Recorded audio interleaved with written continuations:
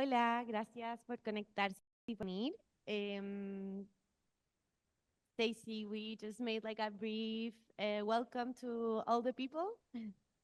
And first, thank you so much for accepting our invitation and being here virtual and transcorporeally with us. I'm gonna just say some words about your research, but in Spanish, but please feel free to jump in any minute. Bueno, Stacy Alaimo investiga e imparte clases sobre humanidades medioambientales, estudios científicos, ética animal, estudios culturales, teoría de género, centrándose en el desarrollo de modelos de nuevo materialismo, feminismos materiales, justicia medioambiental, y más recientemente humanidades azules, que son también las llamadas humanidades oceánicas. Creo que me estoy escuchando muy fuerte, ¿o no? Su trabajo explora las intersecciones entre los enfoques literarios, artísticos, políticos y filosóficos del pensamiento ecológico, junto con las prácticas y experiencias de la vida cotidiana. Entre sus publicaciones figuran Undomesticated Ground, Recasting Nature as a Feminist Space, de Cornell, Bodily Nature, Science, Environment and the Material Self, Indiana, y Expose, Environmental Politics and Pleasures in Post-Human Times, de la Minnesota Press. También coeditó Material Feminisms con Susan J. Heckman, junto con otras varias muy interesantes publicaciones que creo que las pusimos en el chat, pero son muchas, así que no las voy a leer. Su concepto de transcorporealidad, entendido como la porosidad y permanente flujo de intercambios entre cuerpos, ambientes y materiales, se ha difundido ampliamente en las artes, las humanidades y las ciencias. Actualmente coedita una serie de libros, Elements, con Nicole Stariolsielski y Kearney Berger para Duke University Press. Su nuevo libro, The Abyss at Hand, Scientific and Aesthetic Encounters with Deep Sea Life, se publicará en 2025 con Minnesota Press, dentro de la serie Post-Humanities. Está trabajando en varios proyectos nuevos, entre ellos un ensayo, New Materialisms and Its Discontent, y un nuevo libro, Acid Seed, Saturated Species, Extinction Horizons, Elemental Dissolves. Bueno, fue precisamente la investigación de Stacy, el concepto de transcorporalidad, y también específicamente un ensayo que se llama Your Shell on Acid, un punto de acceso a imaginar esta exposición tanto materialmente como epistemológicamente, por decirlo así, así que fue una gran guía a la que acudimos en momentos de confusión. I just said that was precisely your research, like an access point and a guide during imagining this exhibition, and in moments where we were doubting or, I don't know, confused, we always went back to your text. So thank you, and we'll leave. Okay, Sergio. Sí, nuevamente muchas gracias to Stacy. Thank you very much for being here with us. Stacy va a presentar en inglés, pero la traducción va a estar instantánea a través de subtítulos. Esto también va a estar grabado, así que eso. Ahora vamos a comenzar con su presentación. Vamos a tener también una ronda de preguntas o comentarios para que puedan ir anotándolos en el chat, quizás la gente que está conectada. Celine Ferkovic nos va a ayudar a destacar, transmitir. So, Stacy, feel free to start. Thank you. Okay. Thank you both very much for this invitation to speak. I am really excited about the art exhibit that's based on this chapter of my work. And I really wish I could be there, if only it weren't so far away, and if I weren't teaching and I could get away, I would love to see it and experience it and immerse myself in it, because a lot of what I'm going to be arguing is about immersion, the being within instead of being separated from.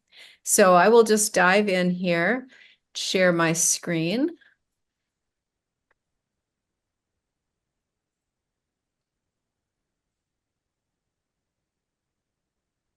There we go. Okay, so again, thanks everybody for being here. I'm really excited about this. I'm so interested in this art exhibit, and I really hope to hear Elizabeth talk about it later after the presentation that I'll be giving.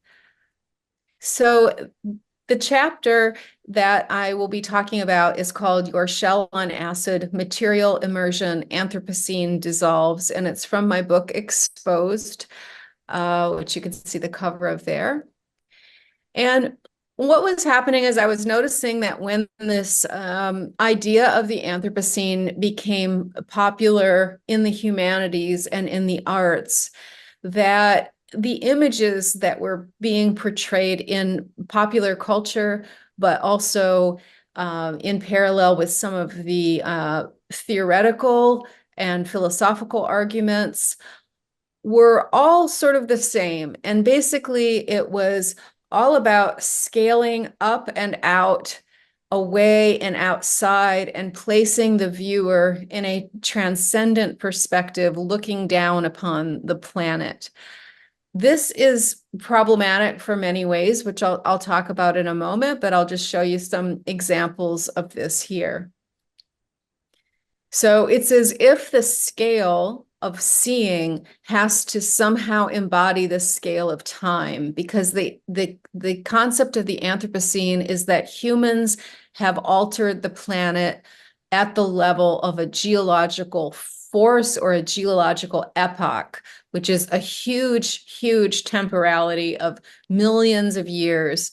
In terms of geology deals with things in terms of millions of years. And so these images, I think, try to convey the same thing through distance, in that parallels the sense of time. And it became a very standard icon. And one of the things that bothers me about this is that non-human life disappears at this scale. And all that you see is human infrastructure and all of the effects, all of the things that humans have done, all the things humans have manufactured, things like light, buildings, as we'll see in some other photos. And it's all as if the viewer is outside of it, looking at what the humans as species have created, and all other life has disappeared in these images. This is the National Geographic Age of Man, and this is showing the arid plains of southern Spain, that produce is grown under the world's largest array of greenhouses and trucked north. And this really is an astonishing image to see all of these greenhouses put together like this. And even though plants are being grown, you don't see any trees, you don't see any life. All you see is these human structures, which is pretty astonishing. And it does show on a positive side, it does show the extent to which humans have altered the face of the planet, and it makes it seem quite strange and also really separates us from this scene. There's another image from there. This is Dubai. And even in some of the visual arts of the Anthropocene, there are artists who do the same sort of thing, which is they take this sort of aerial view. In this case, it's David Thomas Smith, and he takes internet satellite images, and then he puts them together in these complicated structures. And to me, the aesthetic is that of order and symmetry. And the entire world seems to be puzzle pieces arranged by and for the human eye. And again, viewed from above. And there's a kind of calm sense of disconnection and no sense of connection or immersion. And importantly, there's no wildness or non-human agency that's possible. So I'll show you some of these images. So there's sort of like a kaleidoscope, a kind of mirroring, and there's this perfect symmetry, and there's no escape from it. And in a way, I think that is really useful, because even though these are beautiful images, I think that we do start to feel a little bit claustrophobic, like we need escape. We need some kind of wildness when everything is completely orderly and symmetrical. It is a little disturbing. I think our eyes and our minds find it beautiful, but also to think of the entire planet this way starts to be disturbing because of the lack of non-human life and the lack of different kind of complexity that has wildness in it. And then in terms of cultural theory, Dipesh Chakrabarty's famous piece, The Climate of History, 4 Theses, he takes on this concept of what is the anthropos or the anthro in the Anthropocene. So what kind of being could that be? If you think of that as the human, he argues, he makes some excellent arguments that many people have taken up about how none of us can see ourselves as a geological force in this way.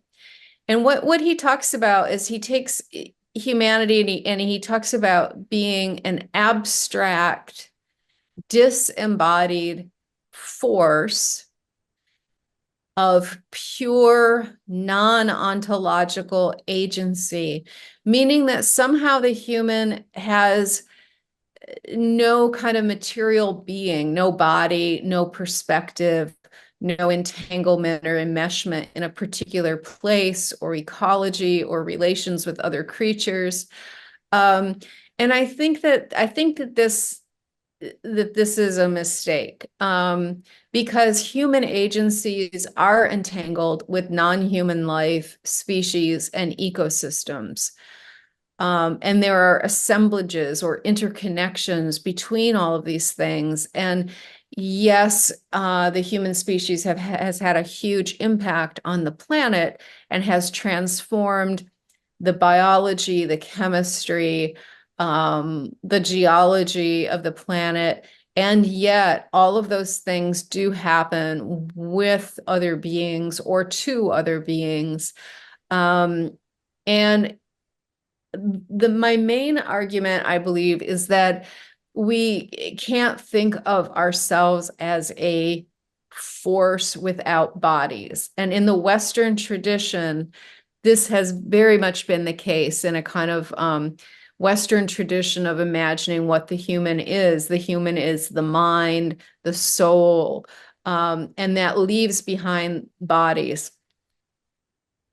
So in contrast to this idea that to be properly human is to be disembodied and to be immaterial and to just be in our heads, in our minds, acting upon a material world.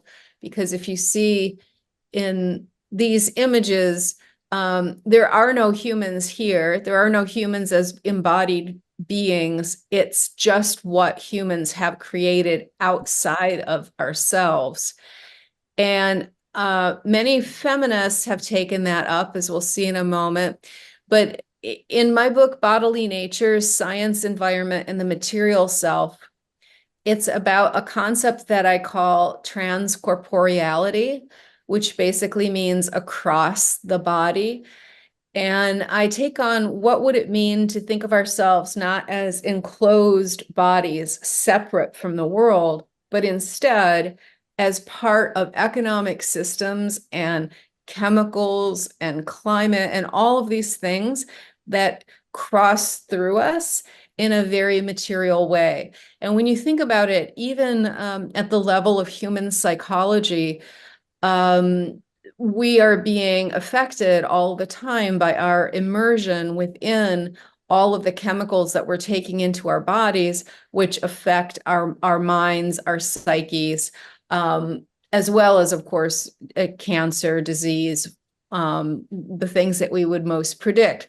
So you can't, so in terms of a feminist critique of the mind-body dualism of Western culture, which associates men with minds, men, upper classes, white people, colonizers, etc., are associated with the mind and with this kind of pure force or agency or will that they affect others with. And then on the side of the body tends to be non-human animals, but then also other humans who in Western history have not been seen as properly human because of embodiment. So feminist theory has taken this up and criticized it. And my work does so as well by talking about how we should think of ourselves as material beings that are completely connected with the world. So this human toxome project is from this group called the Environmental Working Group, and they put this out when the Human Genome Project was happening.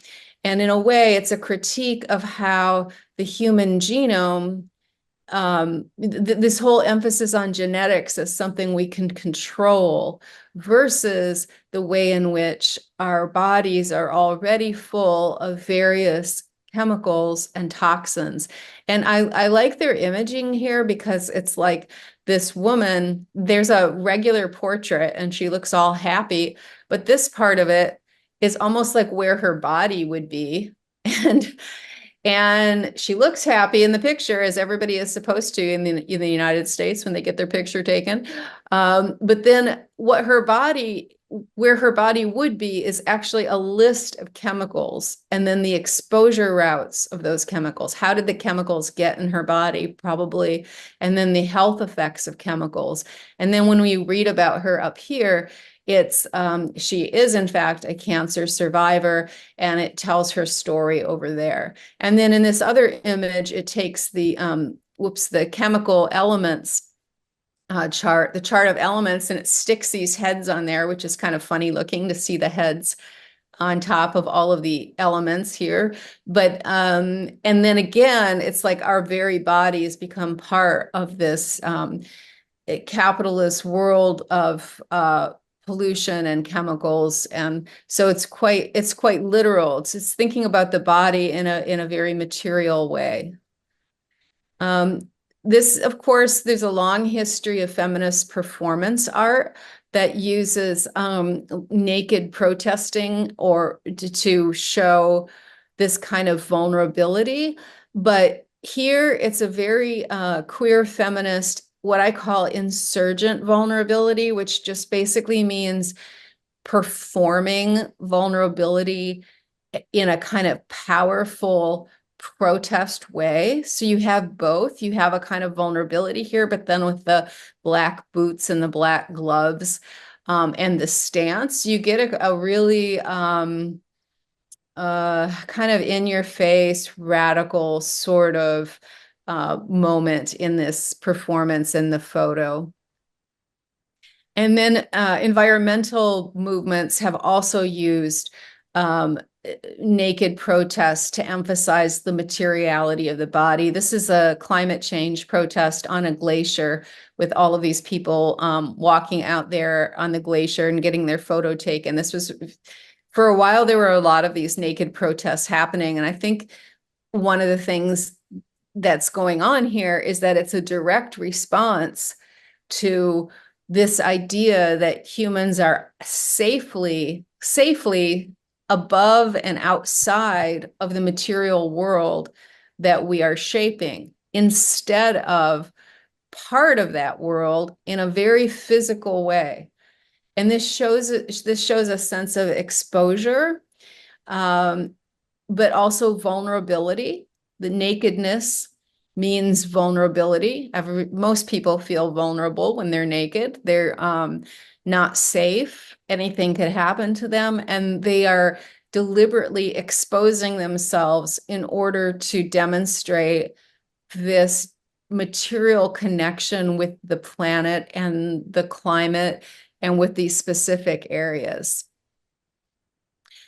So given that, I also became very interested in these images of ocean acidification. So the iconic images, the images that circulate the most about ocean acidification, at least for one point in time, but I believe this is still the case now, were these images of shells dissolving. So pteropods are these tiny shelled organisms, and they're really important in the food web of marine life. So they're crucial species for all the other species in these interconnected food webs. And ocean acidification is described as climate change's evil twin. And it's not as talked about in climate change because you can't really see it. If you work with oysters or you do some kind of work with shelled organisms, then yes, you probably can see it. But for most people, it's sort of an invisible problem, this ocean acidification. So one of the ways of making it visible is through these images of the shells dissolving. So these became, I think these are very beautiful. The aesthetic, I think, is so elegant and striking. And you can see that these are scientific images. You can see how they're picked up by different magazines. And this one is quite effective, showing you how the pteropod's shell dissolves. Here's another one. One of the most famous ones is Nina Bedarsnik. They're very small, so these are some kind of microscopic images here, especially this one. This one I think is really, really quite beautiful because you can see how raggedy and rough the edges are of this shell. So if you see this aesthetic, and the shell looks so beautiful and smooth, and then you see this one and you can tell that something is happening here. Quite striking. I can't play this video because every time I try to play a video on a Zoom talk, it just doesn't work and everything kind of gets messed up. So I'm not going to show it.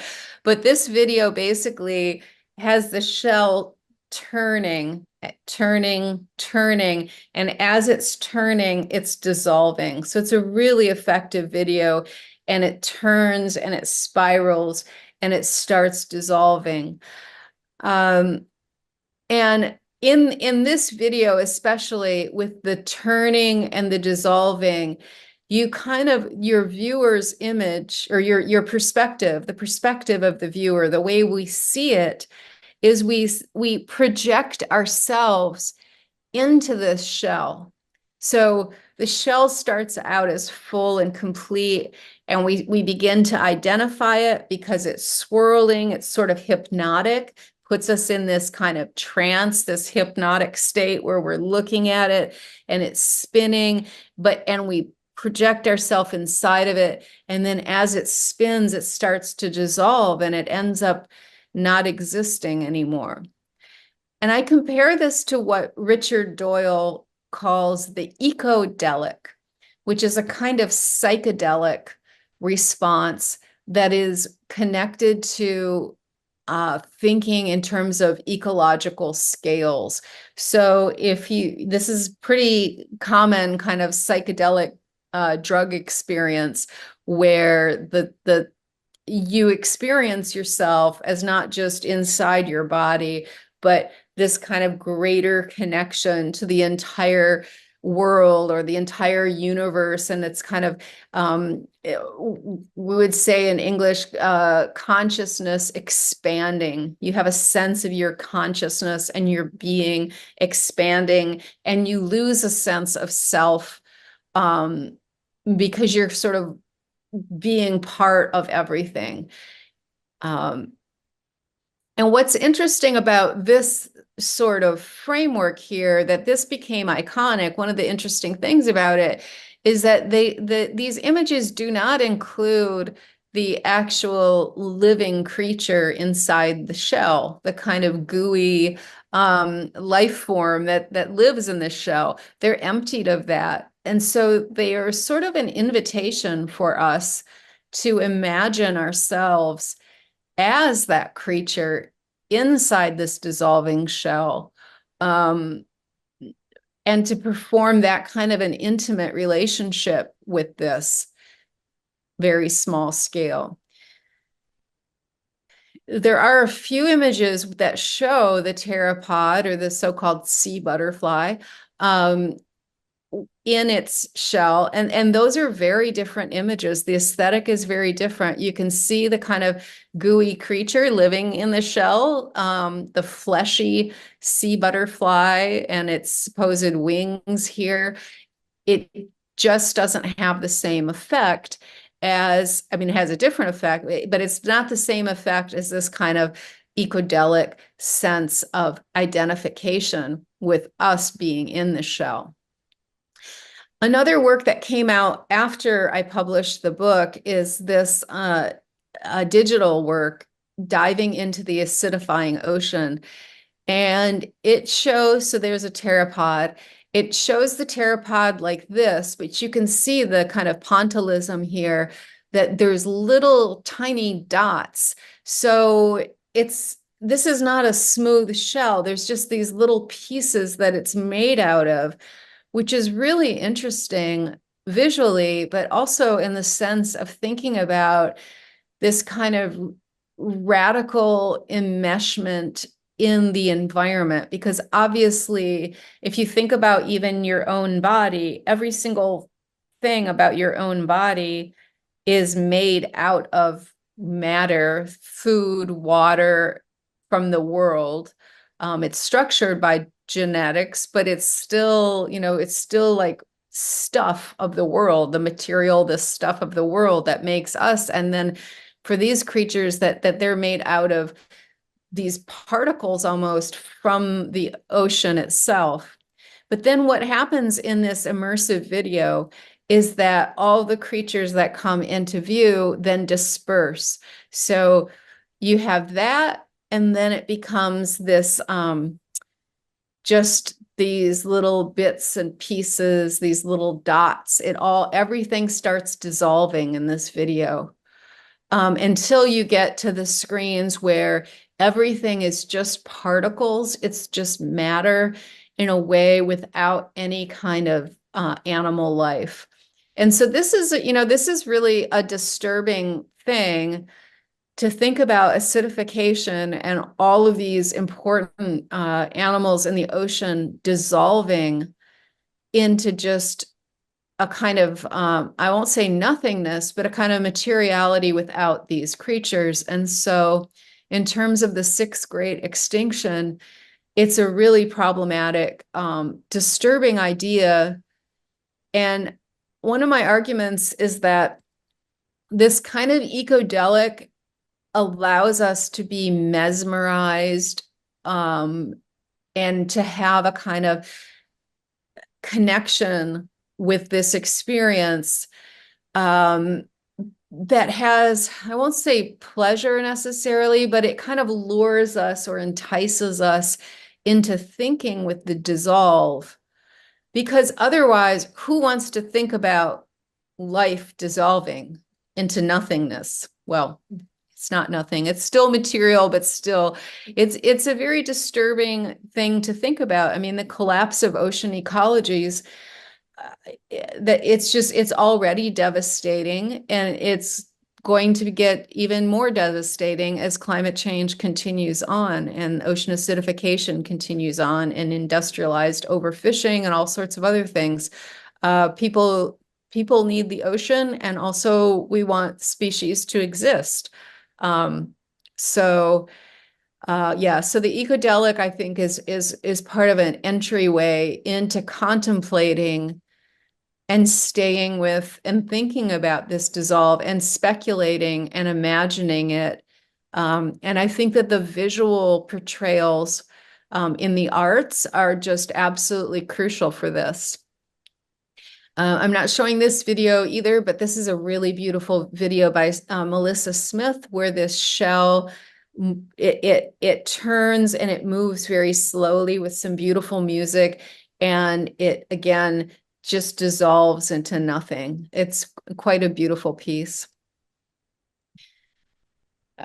I'd also like to mention here that for the deep seas, one of the issues in the deep sea right now, because people are quite aware of all of the effects we're having on even the deepest part of the ocean. So even in the deepest part of the ocean, the animals are found with plastic inside of them, with various chemicals inside of them. And of course, this science hasn't even been done on something like acidification and deep sea life, I don't think, because the science on deep sea life has been very recent. And so one of the things that you hear very often from the scientific community is this question of how many species will be extinct in the deep sea, that they will go extinct before humans have had even a glimpse of them. And so you think about this question of extinction and what we know and what we can't know. And in the deep sea, there's just this weird thing to contemplate again, which is all of these creatures who will have gone extinct because of humans. These are anthropogenic extinctions, unnatural, anthropogenic, human-caused extinctions, and yet we can't know about them. So the harms that humans have done and are doing, the harms exceed our knowledge. And so, those images where we're looking at the world from a transcendent perspective outside the world, those typical Anthropocene images of being up above, outside, and looking down, that is the wrong model for how we think about knowledge. We should think about knowledge as being within various perspectives, and ideally we would think about it from different multi-species perspectives. How do different species experience the world? How do they learn? What are their knowledges? But the fact that at this moment we have an awareness that the human effects on the deep sea are huge, but our knowledge of the deep sea is relatively small, that should temper some of the arrogance that humans are and science is able to know everything, because it's a very material process. And I think thinking with these unknown extinctions is also a kind of a warning, I think. And one of the things that's happening, even though they were talking about the Anthropocene here in these vast geological scales of time, these millions and millions of years, there's also this political time which happens very quickly. So in this case with the deep sea, the biggest threat right now is deep sea mining, especially in the Pacific, where it's set to begin actually in 2024. And the visualization that was put out by MIT Engineering is really disturbing. This video is quite disturbing because it shows the deep sea mining happening, but it does not show any life anywhere. There's this yellow submarine here, which is there for really no reason. But it shows how the minerals are taken from the seafloor and then brought up. But there's no life here. There's not one fish, not one marine creature that goes by. It's as if the deep seas were already completely empty of life, that there's no life there, which is not at all true.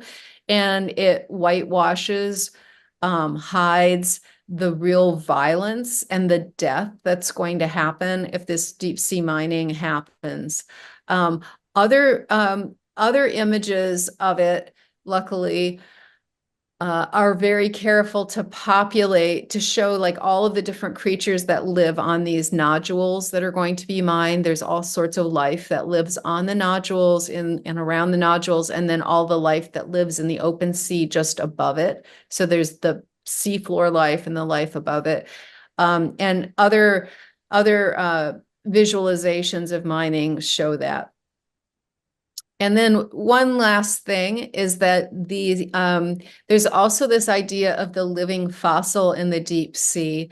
And living fossils are basically either creatures who haven't changed in very, very, very, very, very long times, or creatures that are presumed to have disappeared or died, millions of years ago, and then they're found in the depths.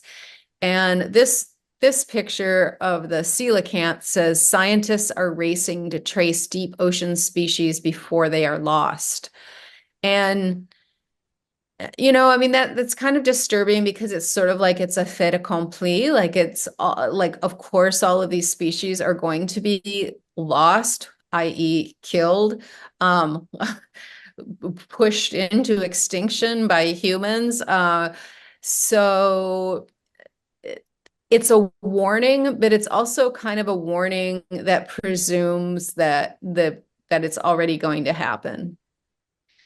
You see others like the chambered nautilus, and it's interesting to think about the chambered nautilus as a living fossil in comparison to the pteropods and the dissolving shells that we saw earlier, because the issue here is, will these creatures die or go extinct? But as living fossils, they're also experienced as, okay, if there's living fossils, if they've been able to survive everything humans have thrown at them, then they will always survive. So I think there's a little bit of a delusional hope too. And in these images of the nautilus especially, they just look so solid. They look very, very solid. They're not dissolving. There they are. They're fine. And so it's kind of this maybe delusional refuge that the living fossils will continue no matter what we do, which is, of course, not true. I'm very excited about Elizabeth's exhibition, and I really wish I could see it, and I wish I could be there. And, I hesitate to say anything about it at all, and I really hope that she will talk about it herself. But a couple of things that I noticed, just with the sense of immersiveness, that the viewer gets to go through the different rooms and you're surrounded by everything in the room. So it is definitely the opposite of the kind of Anthropocene perspective where everything is outside of you and distant from you and you control it. Instead, you're within it. And I think that is really key to environmentalism. Frankly, I think a lot of the environmental harms are all about disconnection from the actions that humans have taken. So being inside these worlds is important. And she has said that there's different scales happening in the exhibit too. So you have that kind of scale shifting, which is one of the things I thought about the ecodelic. Actually, I forgot to mention it, but that when we look at these dissolving shells and we project ourselves into the dissolving shells, there's a scale shifting from your regular life inside your own body to wherever that shell is, and then the whole expanse of the entire ocean. And so I think thinking with the Anthropocene for me is partly about speculating across different scales, both time scales, but also in terms of the ocean, especially geographical scales, spatial and temporal scales. And then, of course, the emphasis in multi-species work is all about encounters. And this is just such a beautiful work here with this fish with the jewels that looks like on it. I'm not sure what those are made of. I should have checked maybe, but I love the kind of paradox. Glass and metal. Oh, thank you. Okay, glass and metal. And I love the paradox here of the solidity of the metal, and yet the way that it's so artfully and elegantly cut, that it's also a little bit of a dissolve. So it's solid, but it's also kind of dissolving, and there's space through it. And I love the red and pink colors everywhere because of the this sense of the sense of an alert. I mean, I may be misreading this, but it does give a sense of on alert or danger or warning, since red is used that way. And of course, blue is used to be calm, and blue and black would be the colors of the oceans: blues, blacks, purples, greens. And so this is sort of the color itself seems really significant to me, and then that sense of encounter. And then with this work, I was thinking about, even though the shells are, of course, hard, they also just seem fragile because they're so small, and they're kind of grouping together in ways that seem very intimate. And that where this is put with this, it looks like a window, that you get this liminal space, which could be connected to the Anthropocene, in that when you think about humans, the scale of human transformation of the planet, from the chemical to the weather and everything else, you can't have this nature culture divide. Everything is interconnected. And with my work, I like to think of transcorporeality and as the human body already is the Anthropocene. So the Anthropocene is not sort of out there. Every person's body and every other species body is already part of the Anthropocene, even if you just looked at chemicals. If you just looked at one thing, which is chemicals or plastics within the bodies and how they're having effects. There's no divide here. So this liminal space of having an artwork at the window, like what is inside, what is outside, seems really important. And then there also seems like there's a kind of gentle invasion of animals whose perhaps their shells can no longer protect them, and they're inside where they outside of their own habitat. And then that sense of they seem to be moving upwards, and that makes me think about kind of escaping the waters that they're in, moving upward for a kind of safety, perhaps. But that I'm just I'm just sort of having my own interpretation here of this, and the artist may disagree and may have a lot of other intentions that we could hear about perhaps in a moment. So I will wrap this up and take any questions, and I hope Elizabeth will talk about the exhibit and her amazing art.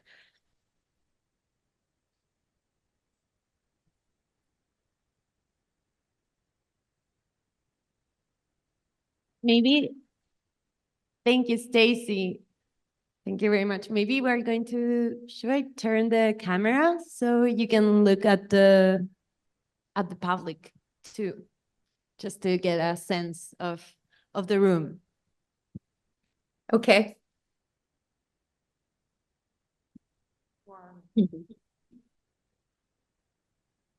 Ah. Hello, people. Look, there's real people. It's always so hard to give these Zoom talks because I'm, just talking into a screen, and I love to see actual human beings. And I remember when I used to give talks in person, how much I love being with the actual people. So yeah, it's good to see everybody.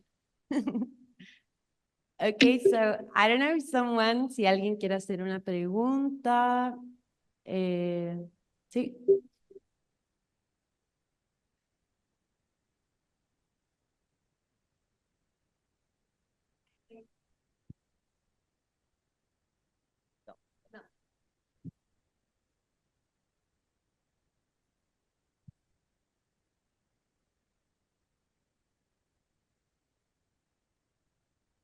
Hello, Stacy. Hi.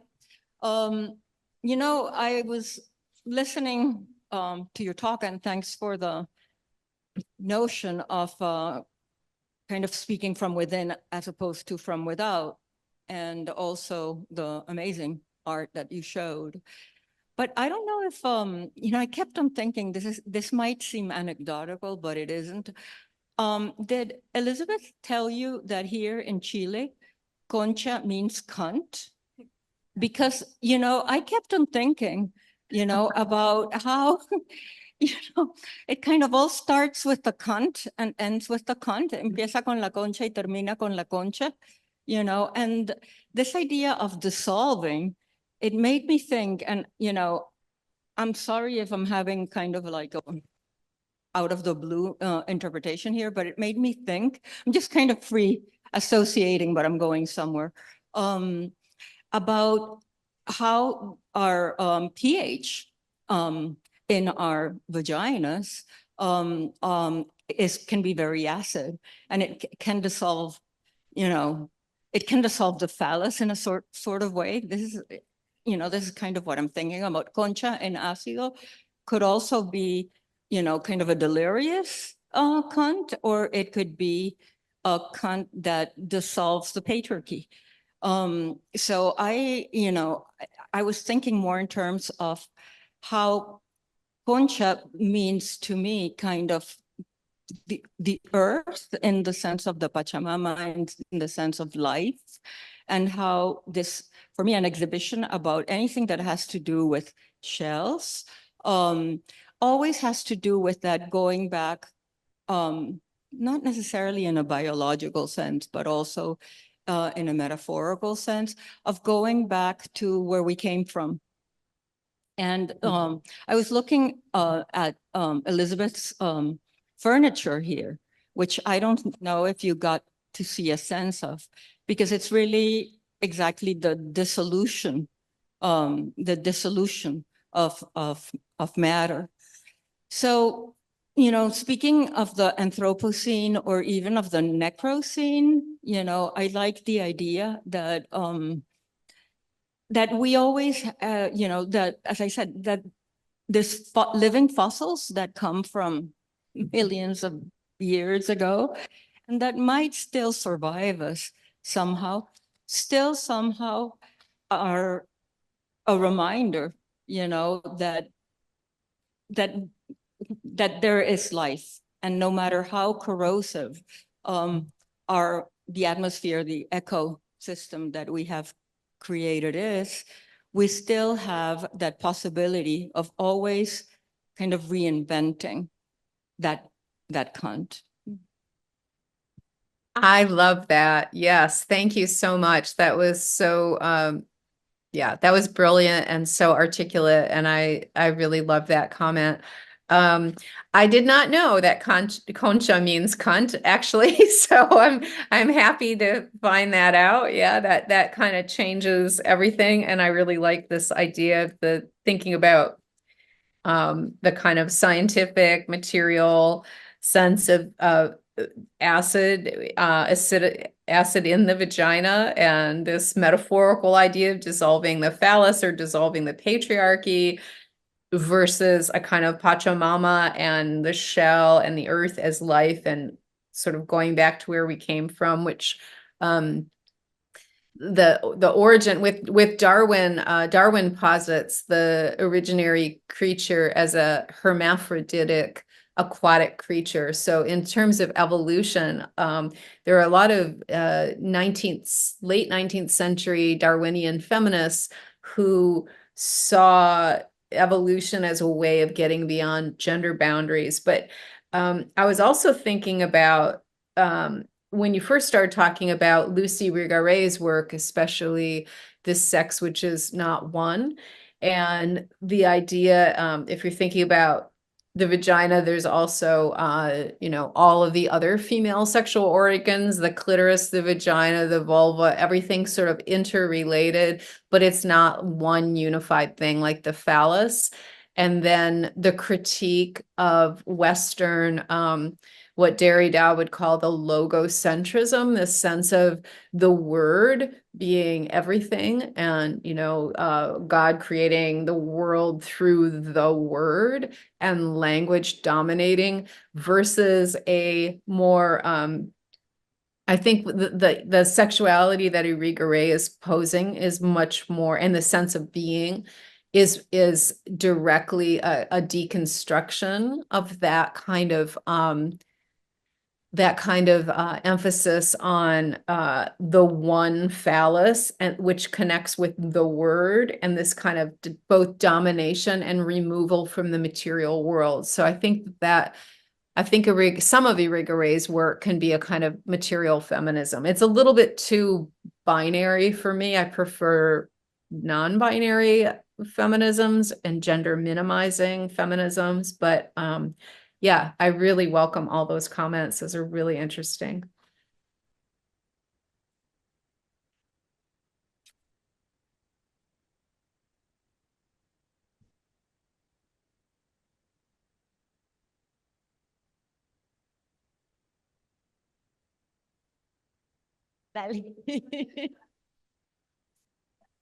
No, I just want to say like a little thing that, yeah, it's been, because I feel like your shell and acid, it is a provocation itself, in the sense of proposing this like ecodelic and playful way, when like sometimes like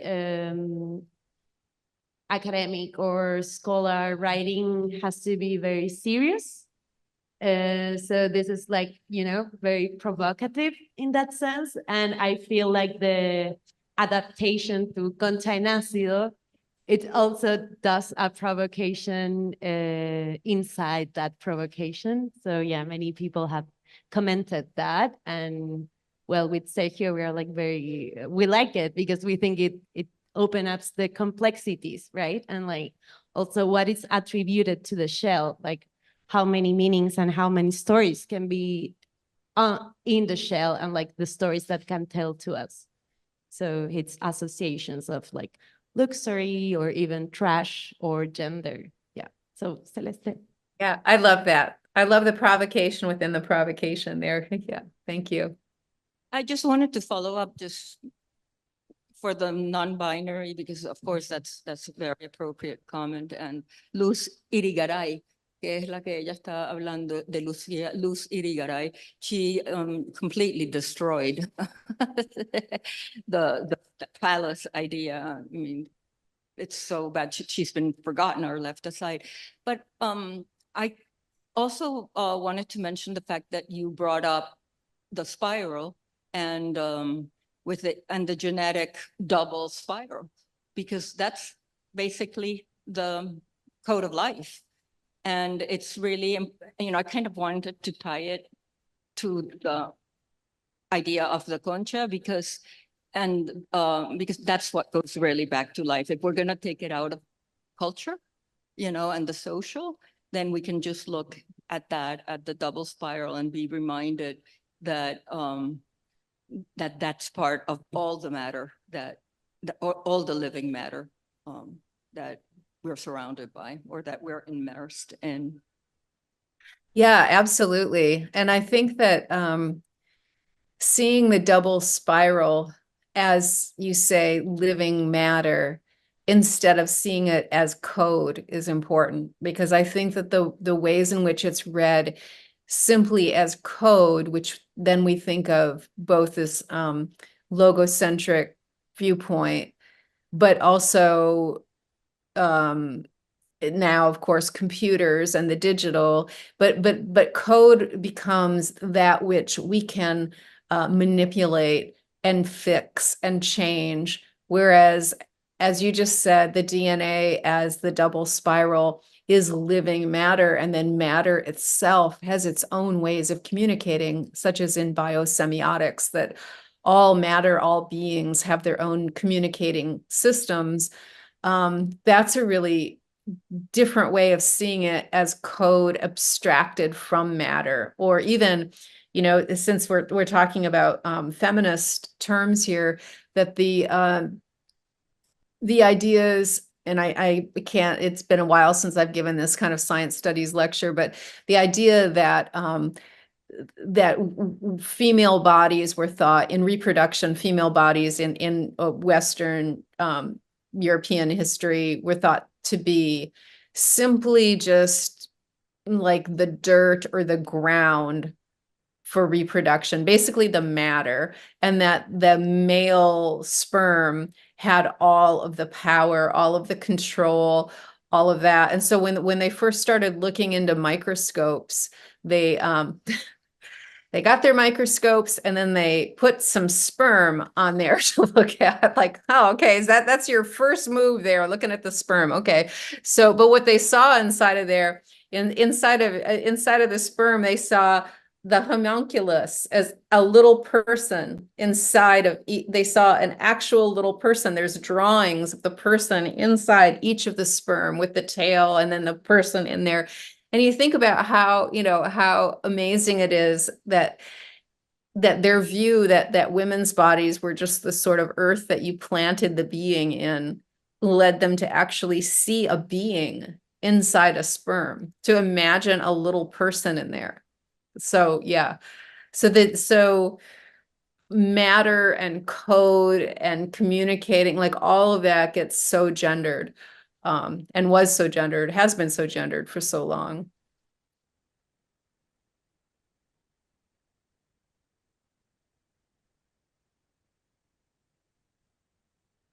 We've gone far away from sea creatures and shells.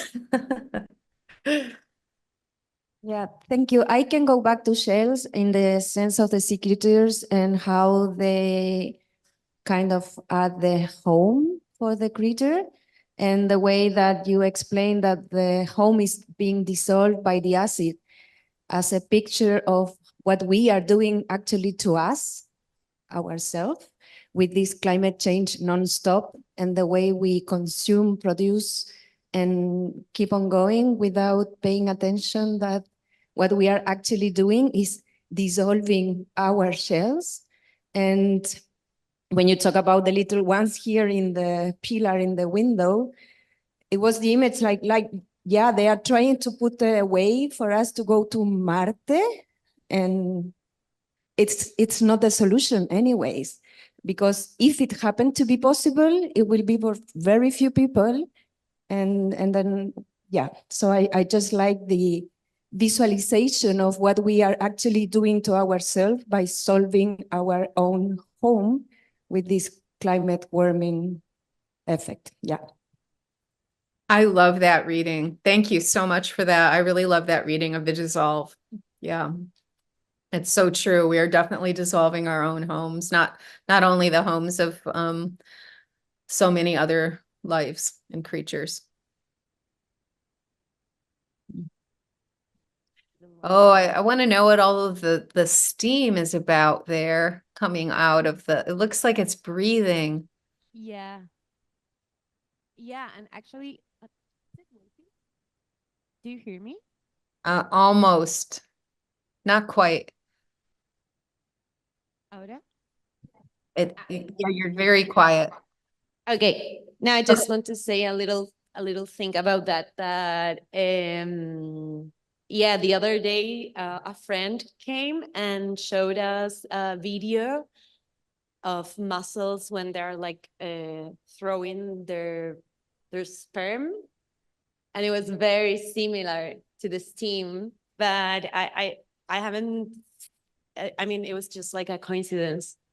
And so again, yeah, no, I loved your interpretation about like the shells kind of like, you know, escaping somehow. And there's also, you know, because they have these tubes. So in somehow with Sergio, we were saying like, oh, it's kind of like the emergency room of the mussels, you know, because they're like connected with like wires and kind of like entangled with technology that kind of keep them alive. So yeah, there's a lot of speculation that came out with the piece. But Celine, we're saying that there is a question on the chat. Okay.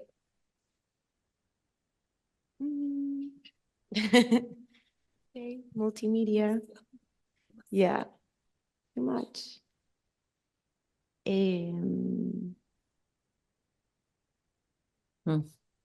It's fantastic. I really like the idea of the emergency room. Yeah. And like also something that is interesting about that piece and the museum itself is the window. When we start planning the exhibition, this window was closed. The wall, yeah. And then they opened the window and all this like infrastructure came out, which is very, it talks about the architecture of the building, but also kind of like an era of modernization of the city when this museum was, when this like building was built. And so it's kind of like a mixture of times. And so also resonates a lot with what you were saying of like not only transcorporeality of like matter that is here, but also the scales and times. So yeah, we were just like kind of speculating about this industrial kind of modernity, and like hopes and like the forged metal and all that and what it means. It also has the spirals, which is very, again, like, like when these motives become abstract and then enter also decoration and all that. So yeah, it's like a multiplicity of layers in that sense. Yes, perfect. That's perfect.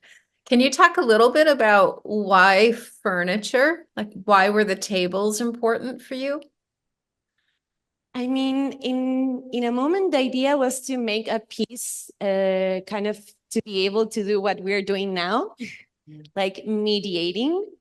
But I guess I have a tendency to craft and to kind of decorative things. And now I was thinking, well, maybe this is a way of also making it more familiar, not making something that is totally strange, totally alien. And it also resonates with what you said about home. Maybe it's a way of like making sense and like making a home of all these kind of broken, dissolving matters and like reconstitute them somehow, but not on the way they used to be, like a little bit twisted in that sense. And I also have a lot of fascination for Art Nouveau or art and craft, like movements that kind of like in the first industrialization, kind of they put into objects this sense of loss of nature, but with the tools of the industry. So I've been also thinking a lot like why now it's also a trend, and many artists are like working with nature or like with organic forms. And I was just thinking maybe it's a return to nature, like a return to art and craft or Art Nouveau, but like after the industrialization effects. So kind of like a broken Art Nouveau. I don't know. But yeah, I was just thinking like, well, maybe this is a way of making home somehow. And yeah. I love that. Yeah. I'm going to read the question of the chat. Okay, so someone asked Tanya, I would like to ask if you think that the degrading shells respond to a world that is constantly disappearing or finite.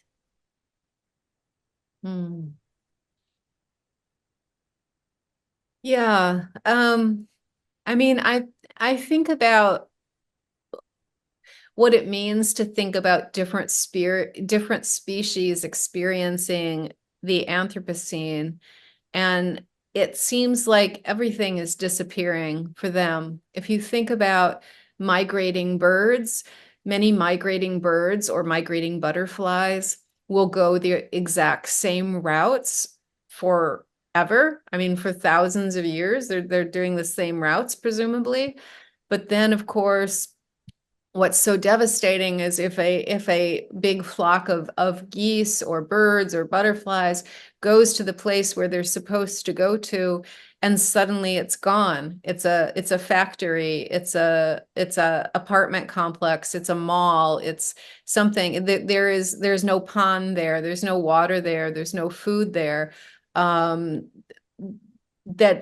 I think for so many species, the world itself is disappearing, their worlds. If you think about the theories of actually that came out of Latin American anthropology, the pluriverse and the world of many worlds. And if you think of Uxkull's idea of each animal being like inside of their own kind of bubble of a world because they only sense particular things, and they don't sense other things, that we think that we're all inhabiting the same world, but we're actually not. And if you think about everything for very privileged people in industrialized countries who have enough money, everything is just easy, easy, easy. Everything's at hand. You know, the problems are too much food rather than too little food for a lot of people in a lot of places,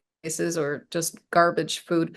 But for many people, but then for many other creatures, everything is dissolving. So certain groups of people, this is not a problem, but for many humans and then many non-human species, their whole life worlds are dissolving. There's a lot of writing in North American indigenous theory right now about how the disaster that's happening right now in terms of the environment and the Anthropocene is actually what the settler colonialists would have wanted. This is Kyle White's work.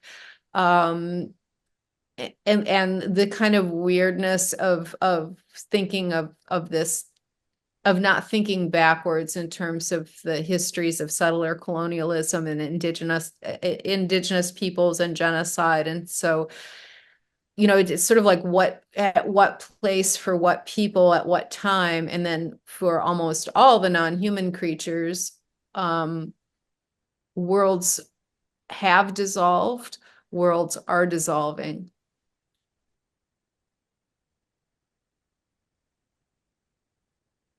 I hope that answers it.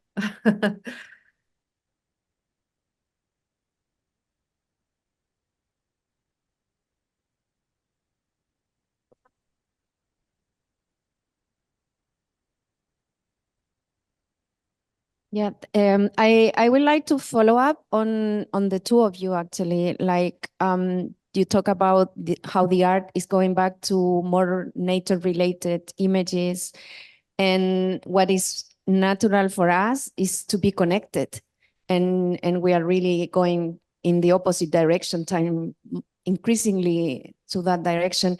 So it reminds me of the last documenta in Kassel was about leave the art behind and let's go back to talk to our friends. So in this disappearing world, in the image that you show, like with the dots of the kind of particles of the being being dissolved, if it happened to be that we will be in a world that doesn't work anymore, we will need each other. So I know it's as you said, like moving to homey art and maybe more conversational, welcoming art, you know, like, so yeah, that's. Mm-hmm. Yeah, I mean, in my own life, one of the things that I do that's really important to me, and this started in COVID because, you know, we were all in lockdown and stuck, and I started converting my lawns at my house to native habitat. So all of the native plants and everything that I do in my yard is for the insects and the birds. Basically, like that's what I'm thinking. Like, how can I make insects and birds happy? And that practice of extending the home. So not just thinking of me in my home as separate, but that my home is also a multi-species home where I welcome other creatures here. Not in my house necessarily. I don't want rats in my house or anything, but outside at least, welcoming all the species. And I think that I like the idea of creating our own homes and at the same time making homes for other species, because that interconnection, that biophilia is, I think, deeply rooted in us as humans. And I think that the Anthropocene is a pretty empty place in a way. I mean, there's so much, and we're all overwhelmed with the internet, and we're overwhelmed with so many things. But then in a way, it's sort of empty of really basic things that we crave, like other life forms.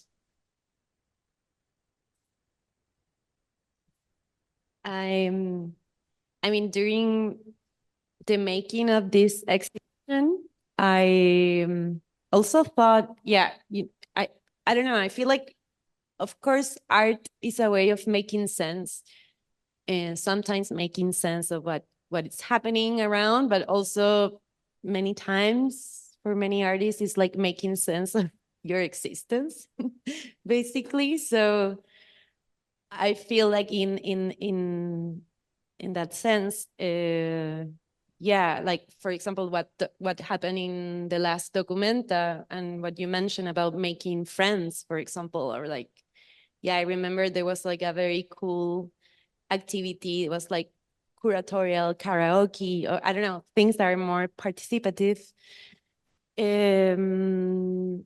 It's something that we talked with Sergio also during the process of this exhibition, like why we're doing all this, where we're doing all this effort. And sometimes it was, okay, it's a way of being together, being with our friends, and the art sometimes asks you more hands. I mean, this process, it asks a lot of hands and a lot of participation and commitment. And I don't know, it makes sense for that duration for our lives to share. So maybe it's also this like organic forms, and yeah, again, like finding home again with these broken pieces, but also more art is becoming more collaborative and like more inviting, I guess, for, okay, if everything around is is like losing sense, it's even like wacko, maybe we can create like a, you know, like a nest to feel more safe, I guess. I don't know. Quizás como para ir cerrando alguna idea, to finishing. Una de las ideas centrales de la exhibición, one of the main ideas of the exhibition was construir un relato de la disolución, to create like a narrative of dissolution, de Lulu. Y esta habitación, que es la última, this room that is the last place of the dissolution, viene con una pregunta. It comes with a question to all of us. Como, what if we think in a place after the dissolution, and how will be the reconstruction of the materia? What or how will be the new body of the collective? ¿Cómo sería un cuerpo colectivo pensándolo después de la disolución? That's why I like to think about these tables and chairs and bench, something as a reference of the only thing we know, that it's our homes, and this is how a home is built. Como, así como lo único que podemos recordar un espacio sería algo parecido a esto, pienso. No sé, that's a question for you, Stacy. Like, how will be a place that reconstruct all the material floating in the space. If there is a place, or maybe it's, I don't know, a vibe. Yeah, I think one of the things I think is very inspiring is how many younger people and graduate students are involved in speculative practices. So, and speculative art, speculative literature, speculative practices, and really thinking carefully about how do you form community, how do you have multi-species communities with humans and other creatures. And I think that one of the, if you could say, benefits of living in a time where everything is falling apart is that young people are very committed to imagining how the world could be. And I think that that practice, that speculative practice, pretty much, you know, all the time is so crucial to think about, you know, imagine otherwise, what could it be? And then how do we get to this better place, both in terms of social justice and equality and communities and, you know, thinking of a better world. And I think art has such a huge role in that, because art can immediately affect us and put us in another way of feeling and being and experiencing. And I think it can have such profound effects. And, you know, along with, say, speculative literature, like science fiction literature and other speculations, I think the art is just really important for that process. And, you know, it's a process that has to just keep going, and hopefully more and more people will not accept the world as it is and just think of it as this is how it is. And then we just have to all fight and claw and try to make our way in this world, but really imagining how we can create new worlds and also just new ways of being in the world, just really how you are, how you think and how you are and who you are and your mode of being in the world. You can at least change that. You know, if it's daunting to try to create new communities and try to create new worlds, you can at least start with your own mode of being and what are the things that make us more connected and more immersed and more caring and also inventive and creative about the worlds that we want. Sorry for that long answer. No, it's perfect. I just want to say, I mean, ask you one question just for curiosity. And it's also because it's a question that sometimes people ask me, which is like, yeah, in this path, okay, of making sense and like, or of finding more connected and new ways of being. How do you ground yourself in the ocean, being this thing apparently like distant from us, but you do it in this like very intimate, fleshy way, and yeah, this kind of like uncanny familiarity of the sea. I remember, yeah, like I told in a moment to a friend that is a curator, like, yeah, people ask me why I'm so obsessed with the ocean. And then she replied me like, yeah. And then I replied back like, why you are not so obsessed.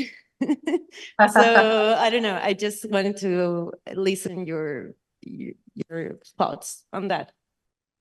Yeah, it's complicated. So I think I did not grow up by the ocean, but I watched Jacques Cousteau TV when I was a kid and got really excited about the ocean. You probably don't even know Jacques Cousteau, most of you there, but they used to have TV specials in the 1970s, which were very exciting. But then I did start doing some snorkeling and scuba diving and swimming in the ocean later on. And so I have that really I have that memory of one of the first times I was scuba diving, seeing an octopus kind of hiding in a rock, and then the octopus would just peek out and look at me, and then look at me again, and then hide and peek out, and the curiosity and that experience of being immersed in a world that was not my world, and thinking about how different a creature like an octopus seems when you see the octopus in its own world, and it's acting and it's curious and it's kind of funny and interesting, is very different. But yeah, I think the central problematic that you asked about the distance of the sea, especially in my book on deep sea creatures, which I just finished. It won't be out for a year, but